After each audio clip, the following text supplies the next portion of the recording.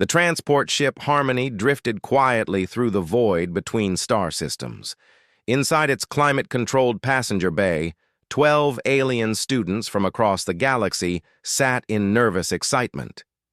They had spent years preparing for this moment. The first educational exchange to the legendary Deathworld called Earth. Kix adjusted her crystalline body against the specially designed seat. Her homeworld of Veltar was a paradise of perfect temperatures and gentle mineral springs. Everything there was smooth and safe, carved from living crystal that responded to thought. She had volunteered for this program because Earth's geological data fascinated her. The planet had mountains that moved, oceans that changed, and rocks that formed in ways her people had never seen. Across from her, Blink floated in a small atmospheric bubble filled with the light gases she needed to breathe. Her species lived in the upper clouds of gas-giant worlds, where everything was soft and weightless. She had read about Earth's solid surface with wonder. How did creatures manage to live when they could not fly? How did they survive when the ground was hard enough to hurt them if they fell? Tam checked his sealed environment suit for the 100th time. His people had long ago mastered their world's biology, creating perfect ecosystems where nothing harmful could grow. Every plant, every animal, every microbe on New Kepler was carefully designed to help life flourish. Earth's wild and uncontrolled nature seemed impossible to him. How could billions of different species exist together without careful planning? The other students came from equally protected worlds. Nyx lived underground where the temperature never changed, and dangerous weather could not reach. Vel came from a water world where gentle currents carried everyone safely from place to place. Dex's homeworld orbited far from its sun, creating a world of permanent ice and crystal-clear air that never moved faster than a whisper. Professor Neth moved between the students, checking their equipment. His 4 arms gestured excitedly as he spoke about their upcoming adventure. He was one of the galaxy's leading experts on extreme environments, and Earth represented the ultimate challenge for his research. No other known world combined so many deadly features in one place. Remember, he told them, Earth is classified as a Class 12 death world. Only 2 other planets in known space have achieved this rating, and both are completely uninhabitable. Earth is unique because it somehow supports not just life, but intelligent life. The humans have agreed to show us how they survive in such conditions. The students had spent months studying Earth's basic data. They knew the planet's atmosphere contained poisonous oxygen at dangerous levels. They understood that its surface temperatures could kill most species within minutes. They had memorized the list of natural disasters that regularly struck different regions: storms, earthquakes, floods, fires, and dozens of other catastrophes. But studying data and experiencing reality were very different things. None of them truly understood what they were about to face. Dr. Rebecca Walsh waited for them at Luna Station, humanity's oldest space facility. She had volunteered to guide the alien students because she believed cultural exchange was important for galactic peace. She also knew that most species had no real understanding of what life on Earth was actually like. When the alien transport docked, she greeted each student personally. She noticed how they stayed inside their protective equipment and kept their distance from her. This was normal. Most aliens found humans physically intimidating even though she was only average height and build. "Welcome to our solar system," she said through the universal translator. "I know you're all excited to begin your studies on Earth. We've prepared a careful introduction program to help you adjust slowly to our planet's conditions." Professor Neth's translator crackled as he responded. "Dr. Walsh, we appreciate your concern, but we have spent years preparing for this expedition. Our students are the best and brightest from their respective worlds. They have trained extensively and studied every aspect of your planet's environment. We are ready to begin immediately." Dr. Walsh nodded politely, but she had worked with Alien. Visitors before. They always thought they were ready. They never were. She led the group to their transport shuttle, a sturdy vessel designed for atmospheric entry. The alien students marveled at its thick hull and powerful engines. On their worlds, transportation was gentle and efficient. They did not understand why the human ship looked like it was built for war. "The shuttle needs to be strong," Dr. Walsh explained, "because Earth's atmosphere is very dense, and the weather can be unpredictable.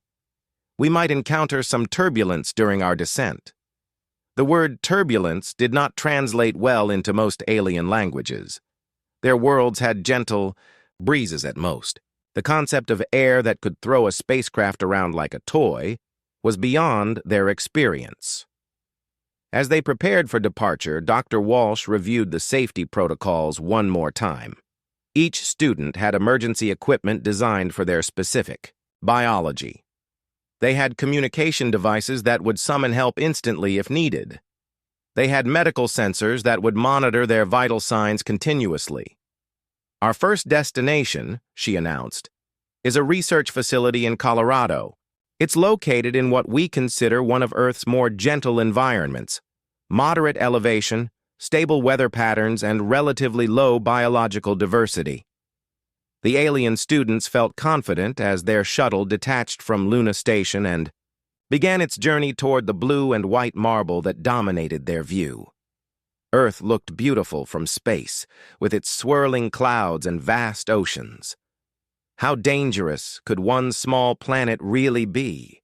They were about to find out.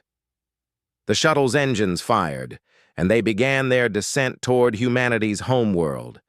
None of the alien students suspected that their understanding of survival was about to be completely destroyed. They had no idea that their definition of dangerous was about to be expanded beyond anything they thought possible. Earth waited below them, patient and deadly as always, ready to teach another group of visitors why humans were the galaxy's most feared and respected survivors. The first sign of trouble came when the shuttle hit Earth's upper atmosphere. What Dr. Walsh had casually described as minor atmospheric disturbances felt like the end of the world to the alien students. Their carefully designed transport vessel bucked and shook as it encountered air currents that moved faster than hurricanes on their homeworlds. Kix's crystalline body began to vibrate in harmony with the shuttle's movements. On Veltar, any vibration this intense would shatter crystal structures across entire cities.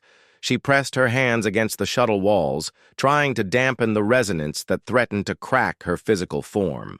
The sound her body made was like a wine glass about to break. Blink's atmospheric bubble compressed and expanded with each air pocket they hit. Her species had evolved in the gentle, predictable currents of gas giant atmospheres.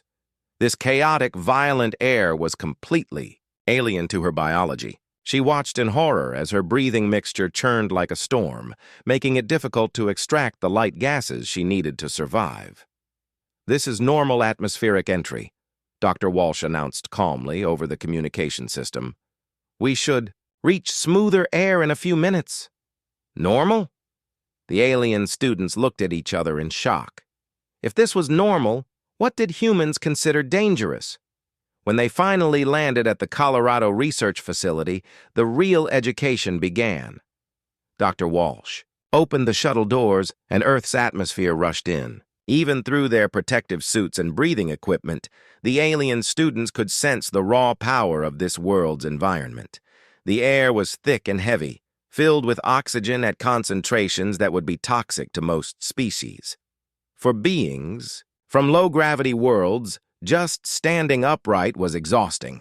The atmospheric pressure felt like being crushed under tons of weight. TAM's environmental sensors immediately began flashing warning signals as they detected thousands of different microorganisms in the air around them.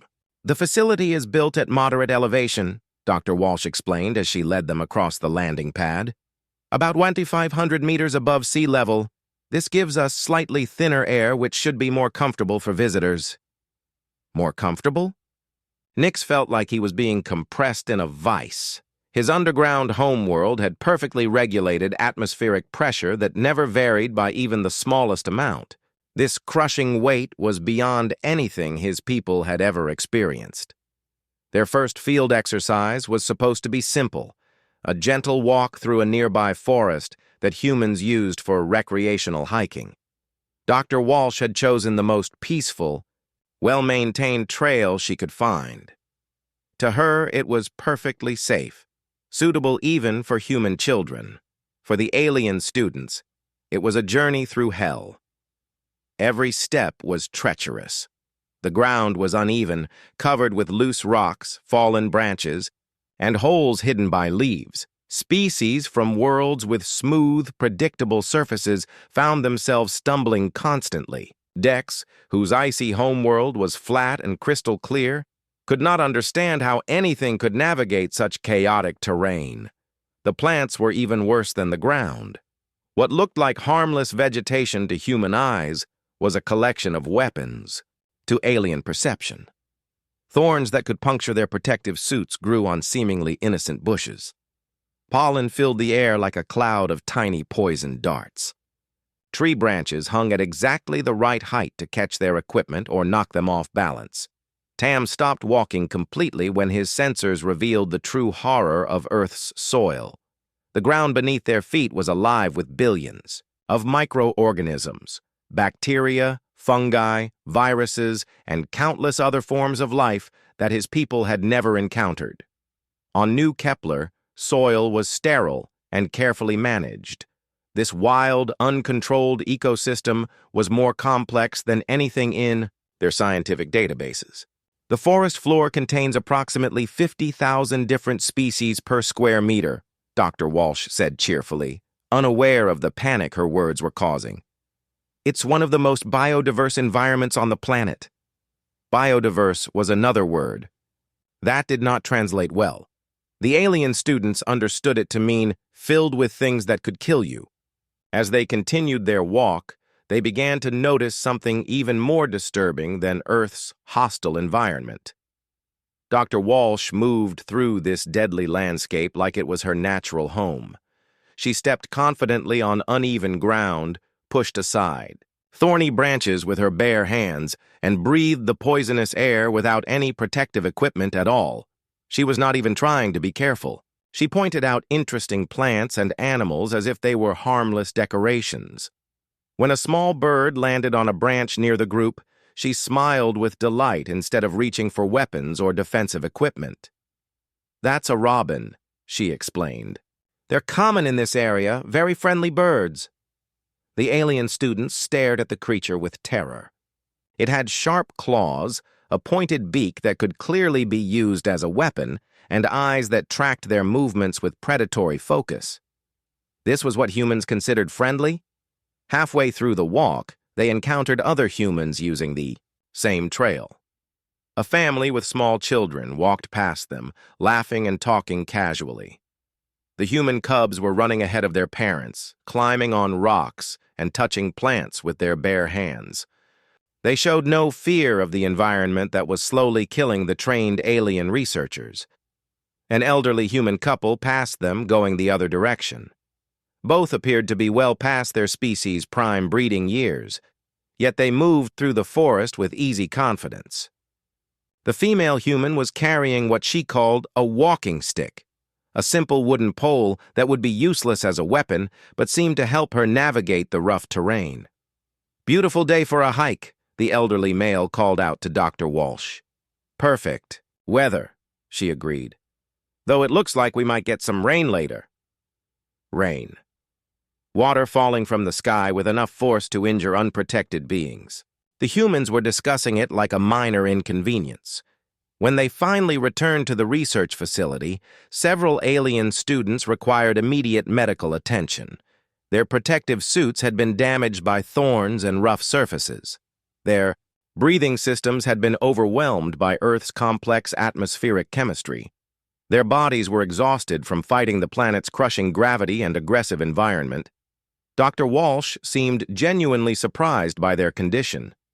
"This was one of our gentler introduction experiences," she said apologetically. Perhaps we should spend more time on basic acclimatization before we try anything more challenging. More challenging? The alien students looked at each other in growing horror. If this gentle forest walk was the easy introduction, what did humans consider a real challenge? They were beginning to understand that they had made a terrible mistake in coming to this world. Morning arrived with what Dr. Walsh described as perfect spring weather. The alien students, still recovering from their forest nightmare, looked outside their facility windows with growing dread. The sky was a brilliant blue color that hurt. Their eyes, decorated with massive white formations that humans called clouds. On their homeworlds, the sky was either completely clear or completely covered. These moving, changing formations were deeply unsettling. Blink watched them shift and grow with fascination and terror. Her atmospheric knowledge told her these were water vapor collections, but the scale was impossible. Each cloud contained more water than existed in her entire home system. "We'll start today with some basic weather observation," Dr. Walsh announced during their morning briefing. Earth's weather systems are quite dynamic, but today looks calm and stable. Calm and stable. The alien students had learned to fear those words. Human definitions of safety were clearly very different from everyone else's.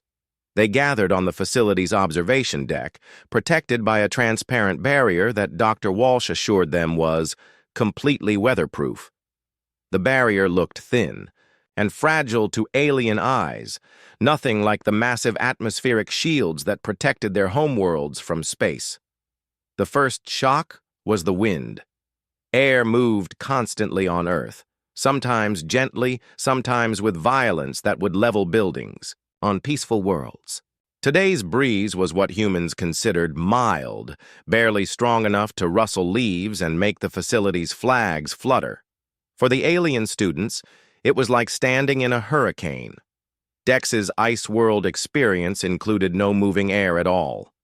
The constant pressure changes as wind gusts came and went made him dizzy and disoriented.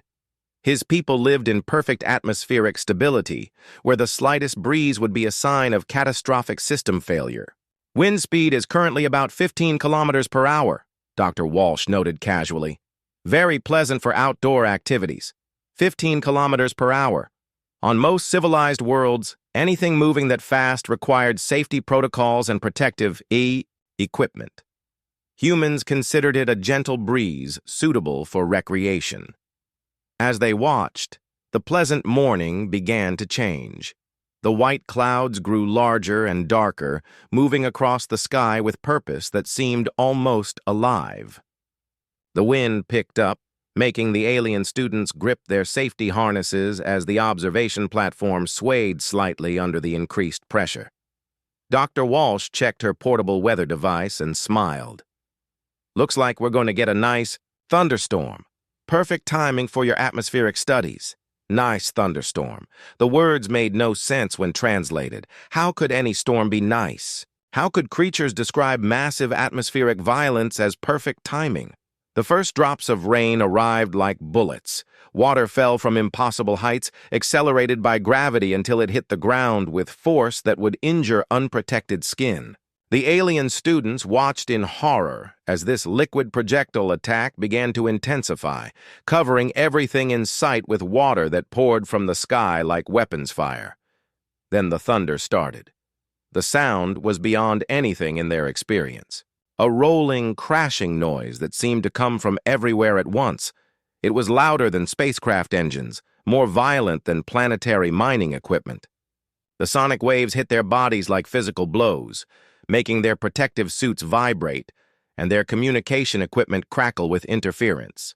Kix's crystalline form resonated with each thunder crack like a bell being struck by a hammer. The vibrations threatened to shatter her molecular structure. She had to crouch down and press herself against the observation platform's solid floor to avoid being damaged by the sound waves. Lightning followed the thunder. Massive electrical discharges that split the sky with energy that could power entire cities. Vel, who came from a water world where electricity was carefully contained and controlled, watched the raw power display with absolute terror. Each lightning bolt contained enough energy to kill every member of her species currently alive. Beautiful. Storm? Dr. Walsh commented, apparently enjoying the display of atmospheric violence. The lightning activity is particularly impressive today. Beautiful. Impressive. She was using positive words to describe forces that could destroy civilizations. The alien students began to understand that humans had a very different relationship with destruction than the rest of the galaxy.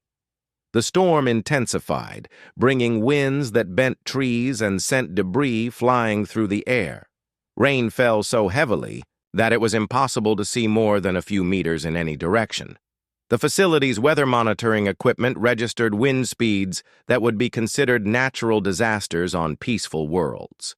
Through it all, Dr. Walsh remained completely calm. She pointed out interesting features of the storm system, explained how the pressure differentials created the wind patterns, and described how the electrical activity formed in the cloud layers. She discussed the meteorology like it was a gentle science lesson instead of a demonstration of planetary-scale violence. Then, impossibly, they saw movement outside in the storm. Humans were walking around in the deadly weather, not running for shelter or hiding from the atmospheric assault, but actually going about their normal activities. They wore simple clothing that provided minimal protection from the water projectiles falling from the sky.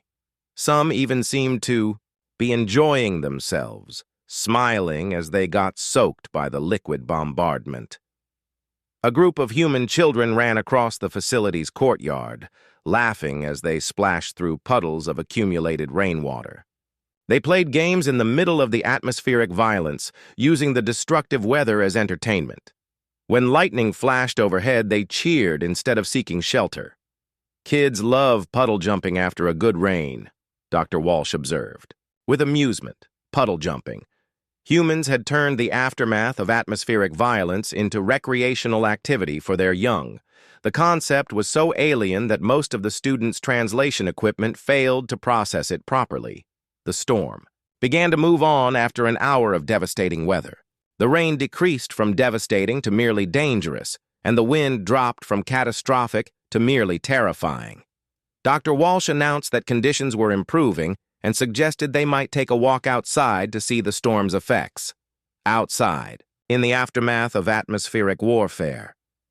For educational purposes. I think, Professor Neth said carefully, we should remain indoors today. Dr. Walsh looked genuinely disappointed. Are you sure? The air smells wonderful after a good thunderstorm, and the temperature has cooled down nicely. It's perfect weather for a nature walk. Perfect weather. She had just watched the sky attack the planet with water, wind, electricity, and sound, and she called the aftermath perfect weather for a nature walk. That evening, as the alien students recovered in their climate-controlled quarters, Dr. Walsh showed them recorded footage of Earth's more interesting weather phenomena. They watched videos of hurricanes that could level cities, tornadoes that could lift entire buildings into the air, and blizzards that buried landscapes under meters of frozen water. These are some of our more dramatic weather events, she explained. We don't get them in this region very often, but they're quite spectacular when they occur. Spectacular. Dramatic. She used entertainment words to describe atmospheric events that would end civilizations on their homeworlds. The most disturbing revelation came when she showed them footage of humans who actually sought out these weather disasters. Storm chasers, she called them. People who drove vehicles directly toward tornadoes and hurricanes to study them up close. They did this voluntarily, for science, and sometimes just for the thrill. Humans had turned their planet's attempts to kill them into recreational activities. They didn't just survive Earth's weather, they found it entertaining. The alien students spent that night in their sealed quarters, listening to the gentle patter of rain on the facility's roof, and wondering what other horrors awaited them in this atmospheric hellscape that humans called home. The fourth day brought what Dr. Walsh cheerfully announced as wildlife interaction experiences. The alien students had requested this specifically, eager to study Earth's famous biological diversity. After reviewing data files about Earth's creatures, they felt prepared to observe the planet's life forms from a safe distance. They gathered in the facility's secure observation room, where Dr. Walsh had arranged for them to meet some of Earth's completely harmless animals. The first creature she brought in was what she called a golden retriever, a four-legged mammal with fur, teeth, and eyes that tracked movement with predatory precision. The moment the animal entered the room, several alien students triggered their emergency alert systems. This was clearly a hunter, designed by evolution to chase down and kill prey. Its powerful muscles moved under its fur like a weapon system preparing to strike. Its mouth was filled with sharp white teeth that could easily tear through flesh and bone. "This is Max," Dr. Walsh said as she scratched the creature behind its ears. "He's a family pet, very friendly and gentle with everyone." Pet. The translation equipment struggled with this concept. Humans kept predators in their homes. As companions? They allowed these killing machines to live with their young? Max approached the observation window with his tail moving rapidly back and forth. Clearly an aggressive display meant to intimidate enemies. His tongue hung out of his mouth, dripping with saliva that probably contained toxins or digestive enzymes. When he pressed his nose against the transparent barrier, several students backed away in terror. "He wants to say hello," Dr. Walsh explained. Golden retrievers are known for being especially good with children. Very patient and protective. Patient and protective. She was describing hunting behaviors as if they were positive traits. The alien students began to understand that humans had completely different relationships with predators than civilized species. The next animal was even worse. Dr. Walsh brought in a small creature she called a house cat, a compact bundle of muscle, claws, and hunting instincts that humans apparently invited to live in their homes. The cat moved with fluid grace that screamed apex predator to anyone with functioning survival instincts. "This is Whiskers," Dr. Walsh said as the cat rubbed against her legs. "She's excellent at keeping our facility free of mice and other small animals." Other small animals. The cat was a biological weapon designed to hunt and kill multiple species, and humans deployed it in their living spaces as pest control. The casual way Dr. Walsh described systematic extermination was deeply disturbing. Whiskers demonstrated her hunting equipment by extending her claws and stretching. Each claw was a perfectly designed cutting tool, sharp enough to slice through most materials with ease. Her eyes dilated as she focused on the movement of alien students behind the barrier, calculating distances and attack angles with predatory intelligence. "She's very curious about you," Dr. Walsh observed. "Cats are natural hunters, so she's interested in anything that moves." Natural hunters. Dr. Walsh said this like it was a charming personality trait instead of a description of a living weapon. The real horror began when Dr. Walsh announced they would be visiting a local zoo to observe more of Earth's wildlife. The alien students had assumed a zoo would be a safe place where dangerous animals were kept under strict containment. They were completely unprepared for what they found. The first enclosure contained creatures called bears, massive predators that could weigh several hundred kilograms and possessed claws like sword blades. The alien students watched in shock as these monsters casually performed acrobatics and played with toys, displaying intelligence along with their obvious killing capability. Human families stood nearby, including small children who laughed and pointed at the bears as if they were harmless entertainment. The barriers between the predators and the humans seemed impossibly thin, just some metal fencing and a water-filled moat that the bears could probably cross without much effort. Brown bears are omnivores, Dr. Walsh explained, educational. They eat fish, plants, berries, and occasionally larger prey when the opportunity arises.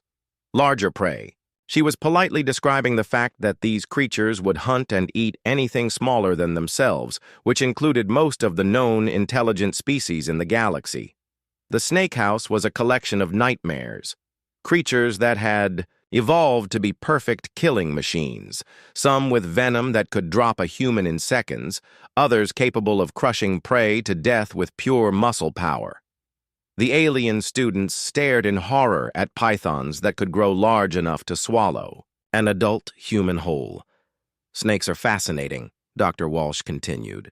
Some species can unhinge their jaws to eat prey much larger than their normal mouth opening would allow. Unhinge their jaws. Evolutionary modification specifically designed to consume oversized victims. The casual way she discussed this anatomical horror showed just how accustomed humans were to living with creatures designed to kill them. The big cat exhibit was the worst. Lions, tigers, leopards, and other massive predators paced in their enclosures with fluid grace that spoke of millions of years of evolutionary refinement. These were not just hunters. They were perfect hunters, apex predators that had reached the evolutionary pinnacle of killing efficiency. A tiger approached the barrier where the alien student stood, its massive paws making no sound on the ground. Its eyes locked onto them with intelligence and predatory calculation. When it opened its mouth in what might have been a yawn, they could see fangs designed to puncture bone and tear through flesh like paper. Beautiful animals, Dr. Walsh said, admiringly. Tigers are incredible hunters. They can take down prey much larger than themselves. Beautiful. Incredible. She used positive words to describe a creature that could kill an entire alien research team without significant effort. The most disturbing moment came when they visited the facility's education center, where human children were learning about wildlife. The alien students listened to 10-year-old humans casually discussing the hunting techniques of various predators, the venom delivery systems of dangerous reptiles, and the territorial behaviors of creatures that could slaughter adult aliens with ease. These human young knew more about deadly animals than most alien military specialists. They discussed predator behavior like it was basic education instead of advanced combat intelligence. When one child mentioned going camping in areas where bears and mountain lions lived, the alien students realized that human young routinely ventured into territories controlled by apex predators. We teach our children about wildlife safety from an early age, Dr. Walsh explained. It's important to understand how to coexist with the animals that share our planet. Coexist. Humans didn't just survive on a world filled with thousands of species that could kill them. They coexisted with these predators, often in the same geographical areas. They taught their children how to avoid being eaten instead of simply eliminating the threats. The day ended with a presentation about Earth's marine life. The alien students learned about sharks, perfect underwater killing machines that had remained essentially unchanged for millions of years because they had achieved evolutionary perfection as hunters. They discovered that Earth's oceans contained creatures like giant squid, blue whales, and countless other species that could destroy most known spacecraft. The ocean covers about 70% of Earth's surface, Dr. Walsh noted. It contains most of our planet's biodiversity.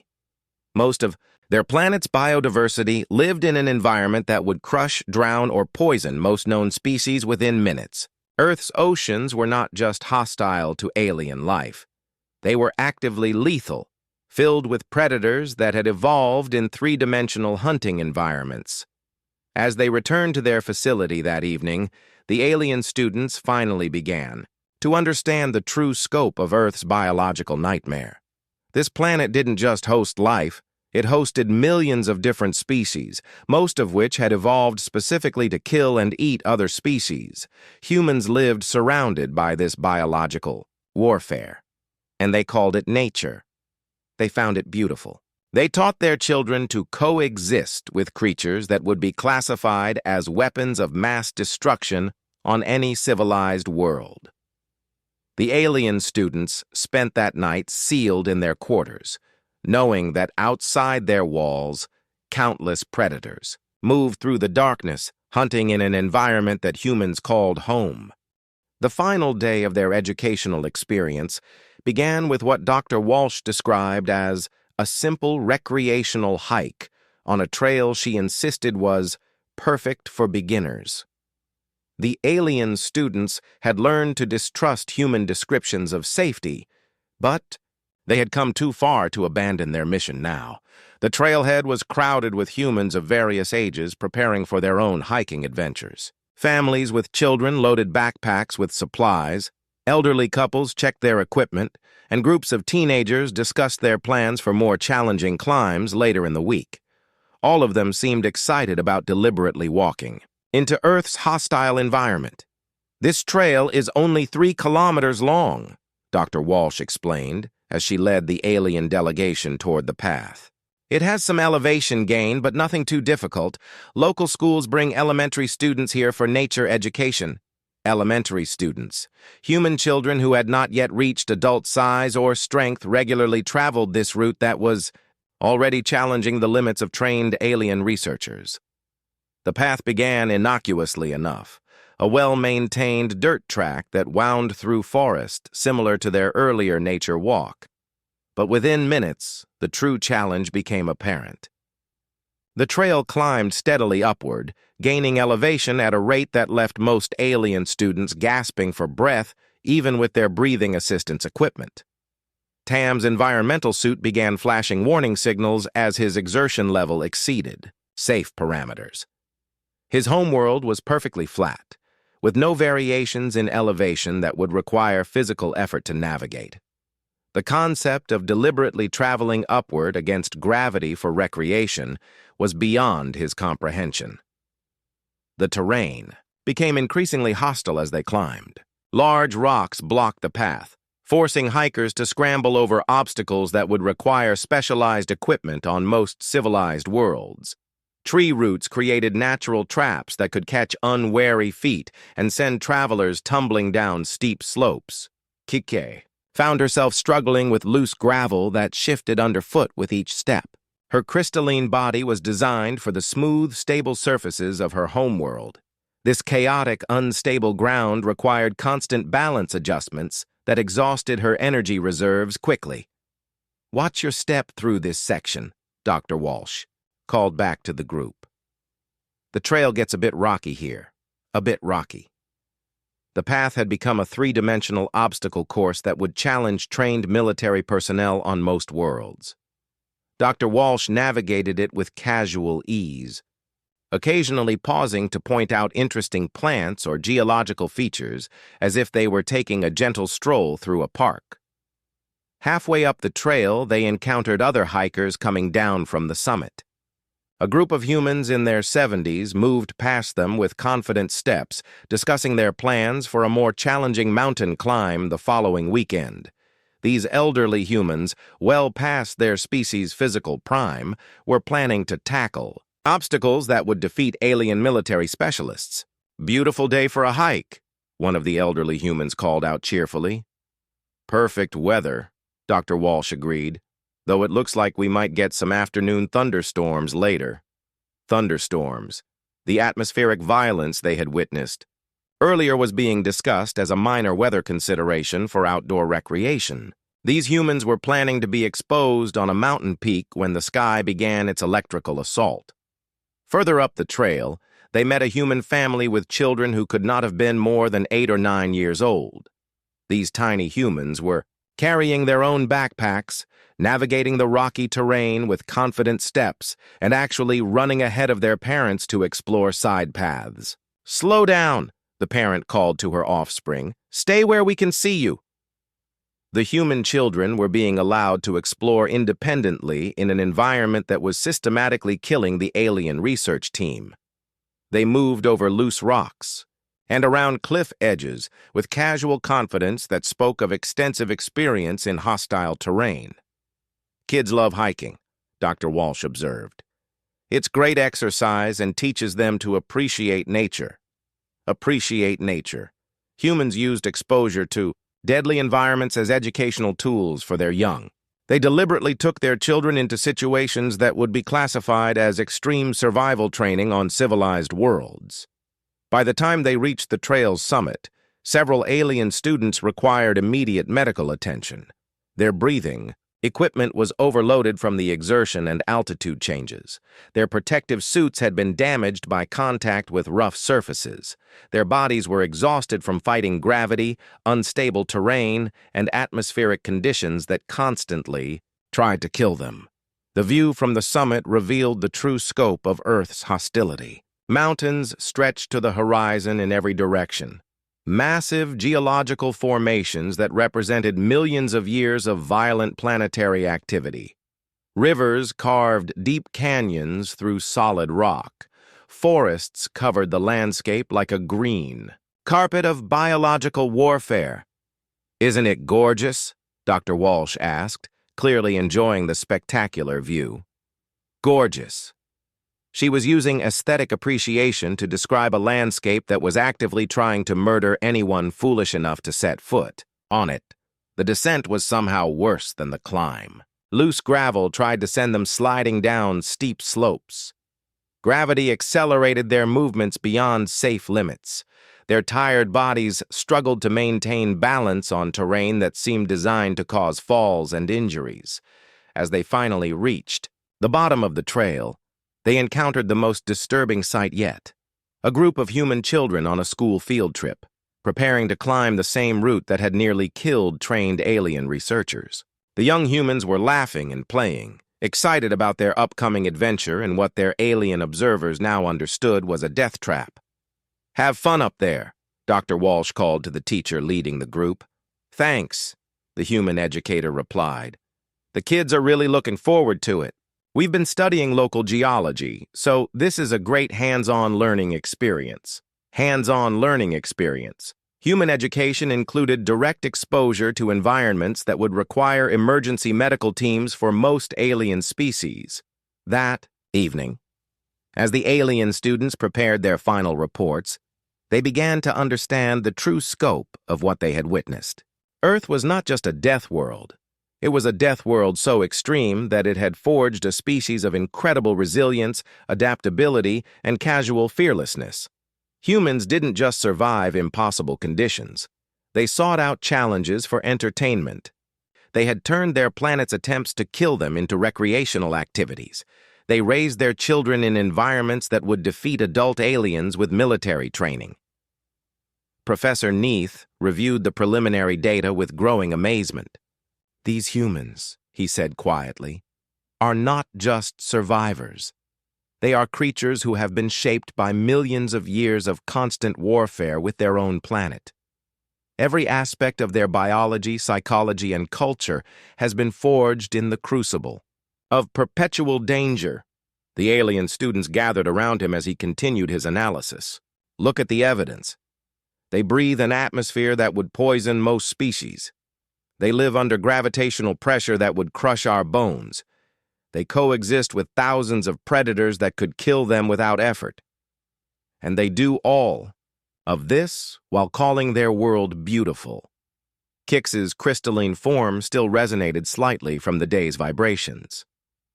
"Their children," she said with amazement, "are stronger than our trained adults. They play games in environments that nearly killed us with full protective equipment." Blink floated in her atmospheric bubble, processing what she had learned. "They don't just survive their planet's hostility, they've turned it into entertainment. They seek out danger for fun. They compete to see who can face the most challenging conditions." The implications were staggering.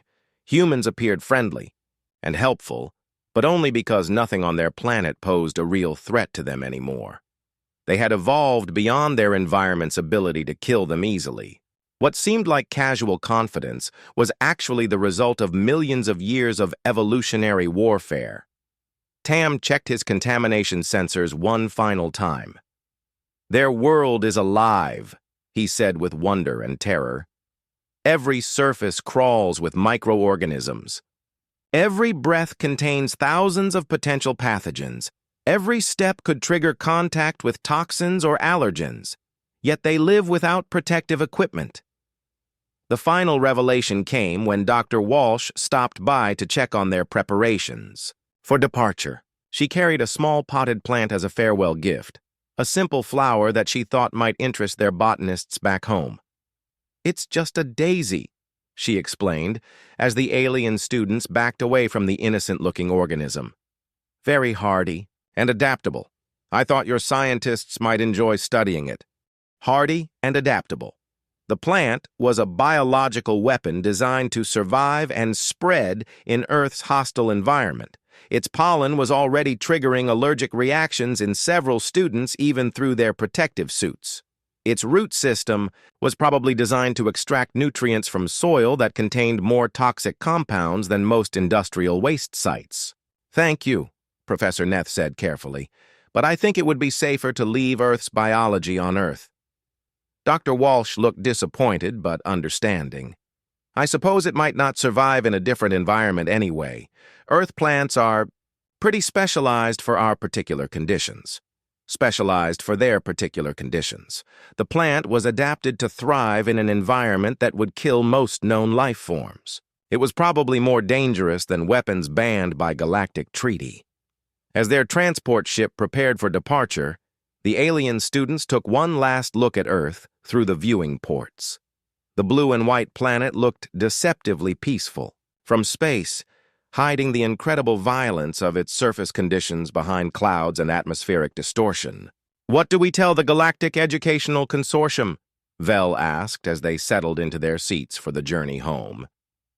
Professor Neth was already composing his report. "We tell them the truth. Earth is not just a Class 12 death world. It should be reclassified as a quarantine zone with the highest possible danger rating. Any species considering contact with humanity should understand what they are dealing with. These beings," he continued, "evolved in hell and learned to call it home. They are individually more dangerous than most military units, and they don't even realize it. Their children could probably survive conditions that would kill our best-trained specialists." The report took shape as they traveled through hyperspace back to civilized space. It contained recommendations that would reshape galactic understanding of human capabilities. Earth humans should be approached with extreme caution.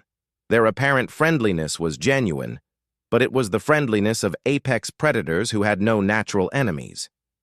"The most important finding," Professor Neth wrote in his conclusion, "is that humans have transcended their environment's hostility through pure evolutionary adaptation. They represent what happens when an intelligent species is forced to become stronger than its planet's attempts to kill it. They do not just live on a death world. They have conquered it so completely that they use its violence for recreation. When your home planet is constantly trying to kill you, the vacuum of space becomes just another minor environmental challenge to overcome." The alien students endorsed every word of the report. They had learned the most important lesson possible about humanity. These beings were survivors in the truest sense of the word, shaped by conditions that would destroy civilizations. They were friendly because they were confident, and they were confident because nothing in the known galaxy was more dangerous than the world that raised them. As their ship jumped to hyperspace, carrying them away from the solar system, each alien student carried with them a new understanding of why humans had adapted so quickly to space travel and galactic contact. When your morning jog involves navigating terrain that would challenge alien military specialists, when your children play games in atmospheric conditions that would hospitalize most species, when your elderly citizens climb mountains for fun, the cold vacuum of space is just another day at the office. Earth had taught them its lesson well. Never underestimate a species that calls a death world home.